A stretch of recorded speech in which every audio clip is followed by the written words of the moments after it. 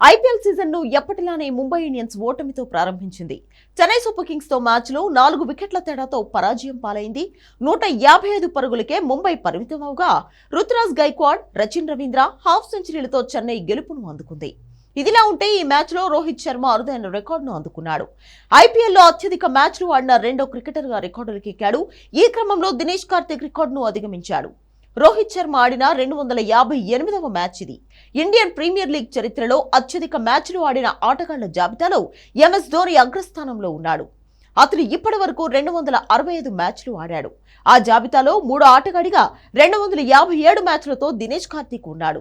అలాగే విరాట్ కోహ్లీ 253 మ్యాచ్లు, జడేజా 241 మ్యాచ్లు, ధవన్ 222 మ్యాచ్లు, అశ్విన్ 213 మ్యాచ్లతో తర్వాతి స్థానాల్లో కొనసాగుతున్నారు.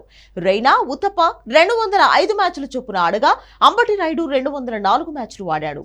కాగా ఐపీఎల్లో రోహిత్ శర్మ ప్రయాణం 2008లో డెక్కన్ చార్జర్స్ తో ప్రారంభమైంది. అనంతరం రోహిత్ శర్మ ముంబై ఇండియన్స్ కు కెప్టెన్ అయ్యాడు.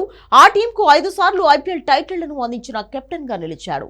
రోహిత్ శర్మ ఇంతకు ముందు జరిగిన 17 సీజన్లలో 29.72 సగటుతో 2 సెంచరీలతో 6,628 పరుగులు చేశాడు. ఇదిలా ఉంటే 18వ సీజన్ను మాత్రం రోహిత్ పేలవంగా ప్రారంభించాడు. ఛాంపియన్స్ ట్రోఫీ ఫైనల్ ఫామ్ ను కొనసాగించలేకపోయాడు. చెన్నై సూపర్ కింగ్స్ తో మ్యాచ్ లో రోహిత్ శర్మ డకౌట్ అయి తీవ్రంగా నిరాశపరిచాడు. ఖలీల్ అహ్మద్ వేసిన తొలి ఓవర్లోనే రోహిత్ శర్మ క్యాచ్అవుట్ గా వెనుదిరిగాడు. ఈ వైఫల్యంతో ఐపీఎల్ చరిత్రలోనే అత్యధిక సార్లు డకౌట్ అయిన ఆటగాడిగా దినేష్ కార్తిక్, గ్లెన్ మ్యాక్స్వెల్ రికార్డులను రోహిత్ సమన్ చేశాడు.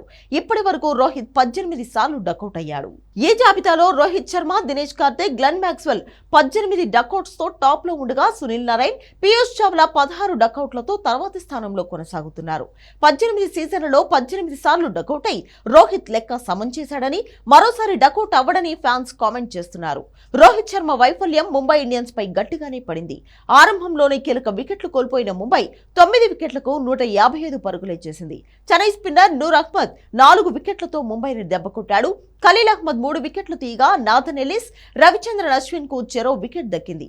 చేసింగ్ లో చెన్నై సూపర్ కింగ్స్ కాస్త తడబడిన రుతురాజ్, రచిన్ రవీంద్ర హాఫ్ సెంచరీలతో టార్గెట్ ను అందుకున్నారు.